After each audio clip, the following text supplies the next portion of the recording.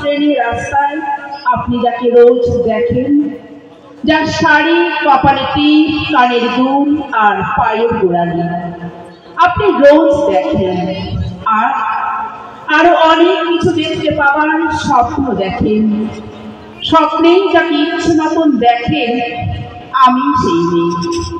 বিহারের প্রত্যন্ত এলাকায় দিনের আলোয় যার ছায়া মারানো আপনার ধর্মে নিষিদ্ধ, আর রাতের গভীরে যাকে বস্তি থেকে তুলে আনতে পাইপ বড় আন্দাজ পাঠান আপনি, আর সুসজ্জিত বিছানায় যার জন্য অপেক্ষায় অধীন হয় আপনার রাজকীয় দাম্পত্য, আমি সেই মেয়ে।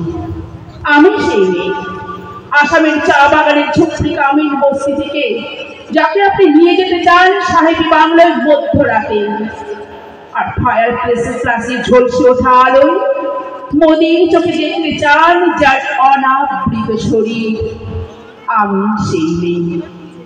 রাজস্থানের শুকনো উঠোন থেকে পিপাসার জল আনতে যাকে আপনি পাঠিয়ে দেন 10 মাইল দূরে সরকারি ইদারায়, আর 20 মাইল হেঁটে ক্লান্ত বিধ্বস্ত যে রমণী ঘরে ফিরলে যাকে আপনি বসিয়ে দেন চুলার আগুনের সামনে আপনার রুটি বানাতে, আমি সেই মেয়ে। আমি সেই মেয়ে যাকে নিয়ে আপনি মগ্ন হতে চান গঙ্গার ধারে, কিংবা ভিক্টোরিয়ার সবুজে, কিংবা সিনেমা হলের নীল অন্ধকারে, যার চোখে আপনি এঁকে দিতে চান ঝুটা স্বপ্নের কাজল, আর ফুরিয়ে যাওয়া সিগারেটের প্যাকেটের মতো যাকে পথের পাশে ছুঁড়ে ফেলে আপনার ফুল সাজানো সুসজ্জিত গাড়ি এগিয়ে চলে শহরের পথে। কোণে দেখা আলোর গোধূলিতে একা দাঁড়িয়ে থাকা আমি সেই মেয়ে।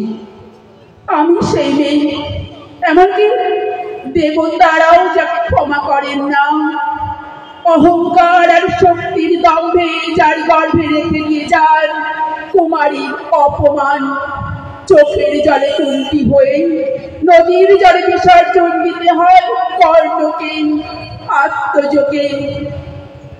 আমি সেই মেয়ে। আমি সেই মেয়ে। সংসারের অসময় আমি ভরসা।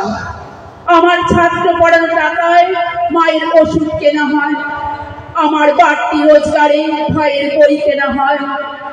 প্রবল বৃষ্টিতে ভিজতে থাকে আমার সারা শরীর, কালো আকাশ মাথায় নিয়ে আমি ছাতা হয়ে থাকি, ছাতার নিচে সুখে